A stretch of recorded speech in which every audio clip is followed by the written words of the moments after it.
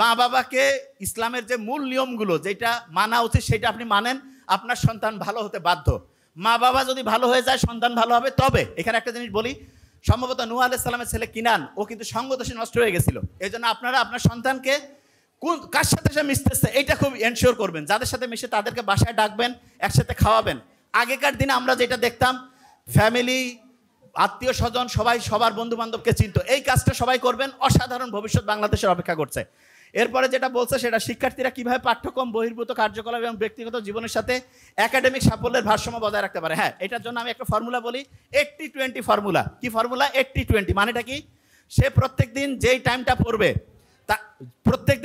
পড়বে, সেটার 5টা ভাগ করবে। 5টা ভাগের মধ্যে 4টা ভাগ সে একাডেমিক পড়া পড়বে। তার মানে সে যদি 5 ঘন্টা পড়ে, 4 ঘন্টা একাডেমিক পড়া, 1 ঘন্টা সে একাডেমিকের সাথে কানেক্টেড অন্য পড়া। কি পড়বে? প্রথম আমি বলবো প্রত্যেকটা স্টুডেন্টের দুনিয়ার সবচেয়ে সেরা বইটা পড়া উচিত। সেরা বইটা কে লিখছে? দুনিয়ার কেউ লেখে নাই, আল্লাহ লিখছে যে কোরআন। এটা প্রত্যেকটা স্টুডেন্টের প্রত্যেক বছর এইটা ম্যান্ডেটরি একবার এমন হওয়া উচিত আমার মতে প্রত্যেকটা স্টুডেন্টের জীবনে, যে আমার বয়স হচ্ছে 70 বছর, আমি 70 বছরে প্রথম 5-7-10 বছর পরে কোরআন পড়া শুরু করছি। প্রত্যেক বছরে একবার গোটাল কোরআনটা বাংলা অর্থ অন্তত আমি পড়ছি। আরবিতে আপনি পড়লে তো আরও সব। বাংলায় যত বেশি পড়বেন, যত বুঝবেন, তত এটা থেকে এর অসাধারণত্ব বের করতে পারবেন। তার মানে 80-20, 80% টাইম টেক্সট বুকের পড়া, আর 20% টাইম প্রথমে কোরআন হাদিস, তারপরে বিজ্ঞানের সাথে সম্পর্কিত ব্যাপারগুলো পড়বে। আস্তে আস্তে ইনশাল্লাহ ব্রেনের ক্যাপাসিটি বাড়বে। একটি সফল ছাত্র জীবন গঠনের শৃঙ্খলা কি ভূমিকা পালন করে? দেখেন, আপনি যখনই একটা ডায়েরি লিখবেন, ডায়েরি লেখার সাথে সাথে রুটিনে আগামীকাল কি করবেন এটা যখন লিখবেন, সাথে সাথে 25 থেকে 40% আপনার অ্যাক্টিভিটি বাড়বে। মানে ব্রেইনের পাওয়ার 25-40% বাড়বে। কীরকম? ইসলামে একটু বলেন তো আমাকে, যে আমরা যে হচ্ছে প্রথম রোজাটা যে রাখি মাগরিবের নামাজের পরে, যখন সূর্য চাঁদ উঠলো, তারপরে আমরা আহলান সাহলান রোজা চলে আসছে, তারাবির নামাজের প্রিপারেশন নেই না? তারাবি আমরা কি হচ্ছে মাগরিবের নামাজের পরে, এশার নামাজের পরে পড়ছি। তো ইসলামের নিয়মটা হচ্ছে, ইসলামের দিনটা শুরু হয় মাগরিবের পরে। এই জন্য প্রত্যেক স্টুডেন্টকে বলবো তুমি রুটিনটা করবা মাগরিবের পরে। তার মানে আজকে মাগরিবের পর থেকে আমি এশার নামাজ পর্যন্ত এই পড়া পড়লাম, এশার পরে ঘুমাবো, ভোর থেকে উঠবো, সকালে পড়বো, দুপুরে স্কুল কলেজ যেখানে যাওয়ার গেলাম, আবার মাগরিব পর্যন্ত, মাগরিব টু মাগরিব, এরকম করে রুটিন মেনটেন করবা। অসাধারণ স্টুডেন্ট ইনশাল্লাহ হবা। মেধাবীরা যখন, শিক্ষার্থীরা যখন নিরুৎসাহিত বোধ করে, যা ব্যর্থতার মুখ হয়ে, তখন কিভাবে অনুপ্রাণিত করতে থাকতে পারে? এটা অলরেডি আমি বলছি। একটা স্টুডেন্ট নাম্বার কম পেয়েছে মানে সে পড়াশোনা একটু অসুস্থ, তার ট্রিটমেন্টটা সবচেয়ে ভালো হবে তাকে উৎসাহ দেওয়া। তার মানে আপনার যে সন্তান নাম্বার কম পায় তাকে বেশি পরিমাণ উৎসাহিত করেন, তাকে বেশি পরিমাণ হচ্ছে পজিটিভলি তাকে বলেন যে বাবা তুমি পারবা। এবং সন্তানকে যখনই আপনি বলবেন যে সে পারবে, এবং তার জন্য আল্লাহর কাছে দোয়া করবেন, দুইজনে একসাথে দোয়া করবেন, তাকে রুটিন অনুযায়ী পড়তে বলবেন, এবং পড়াটা বুঝে পড়তে উৎসাহিত করবেন। বুঝে পড়লে 900% পর্যন্ত পড়া ব্রেইনে ঢুকে। আরেকটা জিনিস বলি, যে কোনো কঠিন পড়ার আগে ঘুমাবেন, একটু পড়বেন, আবার ঘুমাবেন। এবং অভিভাবকদেরকে বলি, আপনার সন্তানকে 15-20 মিনিটের বেশি একটানা পড়তে দিবেন না। আপনারা অনেক সময় বলেন যে কি তুই বারবার উঠিস, আমাকে অনেক স্টুডেন্ট বলে যে আপনি বলেন স্যার তাড়াতাড়ি অল্প অল্প করে পড়তে, কিন্তু অভিভাবকরা বলে কিরে তুই খালি বারবার উঠিস। বারবার উঠা হচ্ছে সবচাইতে আদর্শ পড়া। 15-20 মিনিট পড়লো, তবে উঠে আবার মোবাইলে ফেসবুকিং এগুলা না, উঠে একটু হাঁটাহাঁটি করে বুক ভরে শ্বাস নিবে, সারবে, পানি খাবে, কুসুম কুসুম গরম পানি। ওই যে আমার পানির বটটা কই জানি না, কুসুম কুসুম গরম পানি খাবে, গরম ঠান্ডা সবসময়। ব্রেইনের অ্যাক্টিভিটি বাড়বে, এটা খুব ইম্পর্টেন্ট। এরপরে যেটা বলছে, ভবিষ্যতের সাফল্যের জন্য প্রস্তুতি নেওয়ার জন্য শিক্ষার্থীদের কি অভ্যাস গড়ে তোলা উচিত? একটা ফর্মুলা আছে ইংরেজিতে, সেভার্স ফর্মুলা। এটা কি?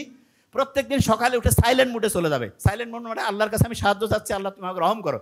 এরপরে আল্লাহর কাছে চাবা যে আল্লাহ আমার ব্রেন দৈনিক বাড়তেছে, আমি যাতে বড়দের সম্মান করতে পারি, আব্বা আম্মার জীবনটা অসাধারণ করতে পারি, এই চিন্তাগুলো করবে।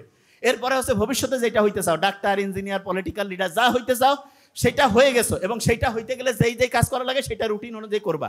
প্রত্যেকদিন একটু এক্সারসাইজ করবা, নামাজ পড়বা, কোরআন করবা, এই অনুযায়ী পড়তে থাকো, ইনশাল্লাহ অসাধারণ কিছু হবে।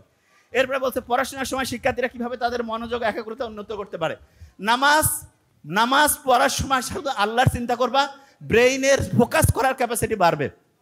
বর্তমানে ফোকাস করার ক্যাপাসিটি, আমেরিকার যে মাইক্রোসফট কোম্পানি আছে না, তারা বের করছে গোল্ড ফিশের ফোকাসিং ক্যাপাসিটি 9 সেকেন্ড, আমাদের হচ্ছে 8 সেকেন্ড।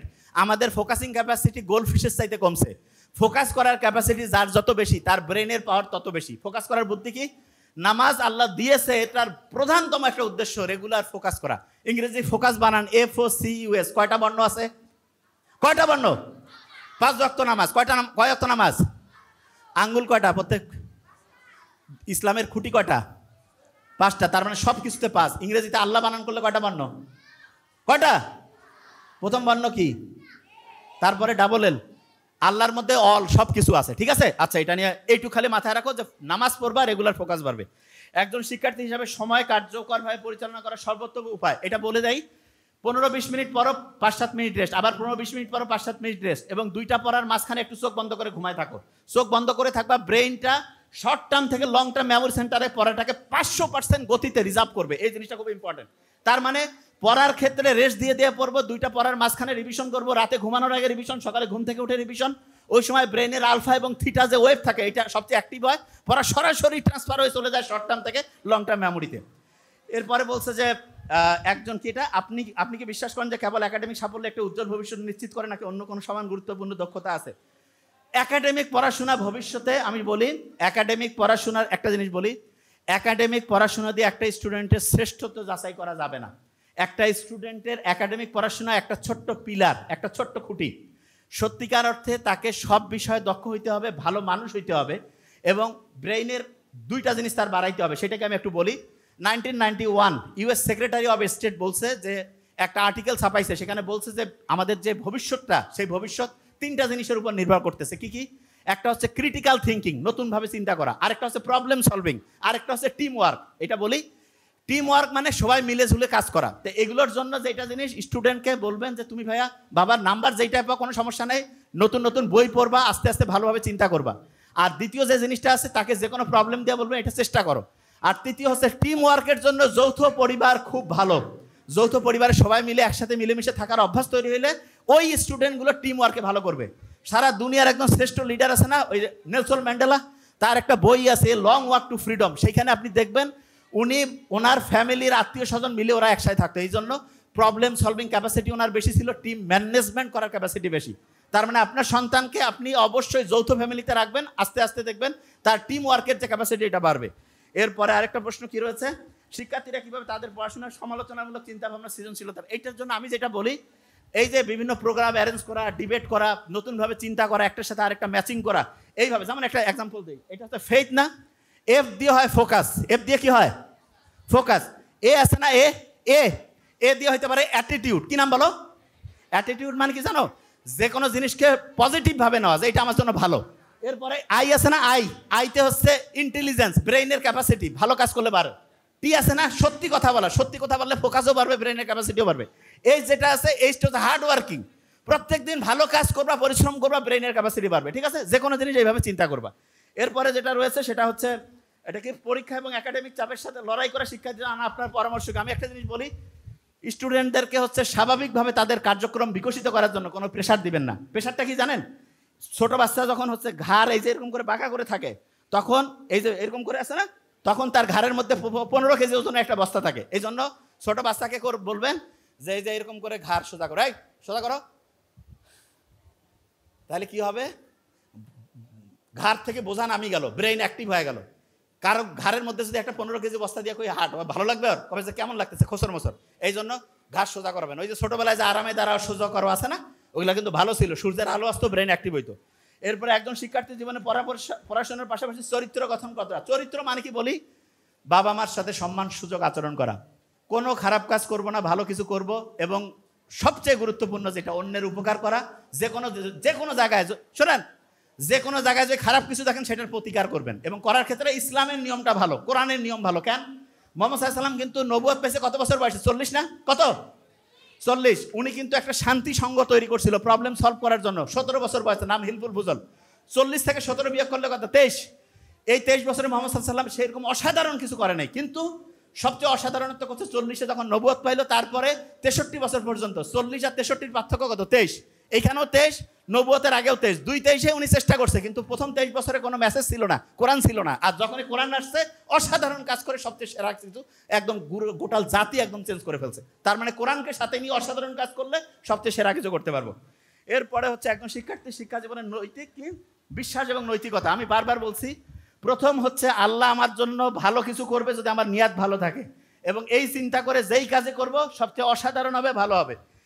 এরপরে বলছে কি, দ্রুত পরিবর্তনশীল বিশ্ব এবং ভবিষ্যতের ক্যারিয়ার জন্য শিক্ষার্থীদের কিভাবে। শোনো স্টুডেন্টরা, তোমরা, আমি একটা জিনিস বলি, তোমরা আজকে যারা আসো, আমি একটা যারা এখানে কমিটি আছে তাদেরকে আমি বলবো এদের প্রত্যেকের একটা ঠিকানা রাখিয়েন, এবং আজ থেকে 10-15 বছর পরে আমরা যদি দেখি একটা রিসার্চ হয়ে যেতে পারে সারা বাংলাদেশের সবচেয়ে সেরা স্টুডেন্ট হিসাবে যারা অসাধারণত্ব অর্জন করবে তাদের মধ্যে এখানকার অনেকে থাকবে। আমি বললাম এটা লিখে রাখেন, ইনশাল্লাহ অসাধারণত্ব করবে। কেন? যদি এই ফর্মুলাগুলো তারা ফলো করে।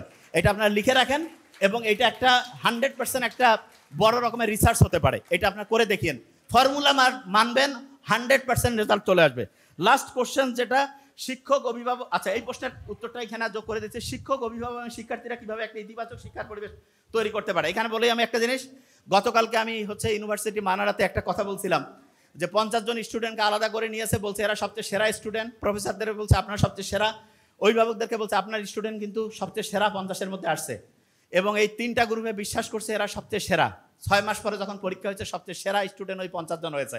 প্রফেসর তারপরে বললো যে আমি সবাইকে আলাদা করে বাছাই করি নাই, যে কোনো কাউকে আন্দাজে নিয়েছে, কিন্তু প্রত্যেককে এটা বিশ্বাস করাইতে বাধ্য করছি যে তুমি সবচেয়ে সেরা স্টুডেন্ট। টিচারদেরকে বলছে আপনি সবচেয়ে সেরা প্রফেসর, যে স্টুডেন্ট দিয়েছে সেরা তারা সেরা। অভিভাবক যারা তাদেরকে বলছে আপনার বাচ্চারা সেরা। সবাই সেরা সেরা বলতে বলতে 6 মাস পরে অসাধারণ সেরা রেজাল্ট সবাই করছে। এই জিনিসটা সবার মধ্যে নিয়ে আসলে অসাধারণত্ব ইনশাল্লাহ চলে আসবে। তা প্রত্যেককেই বলবো আমাদের জন্য দোয়া করবেন, এবং অসাধারণ কিছু অবশ্যই আমরা করবো। Thank you so much. আসসালামু আলাইকুম।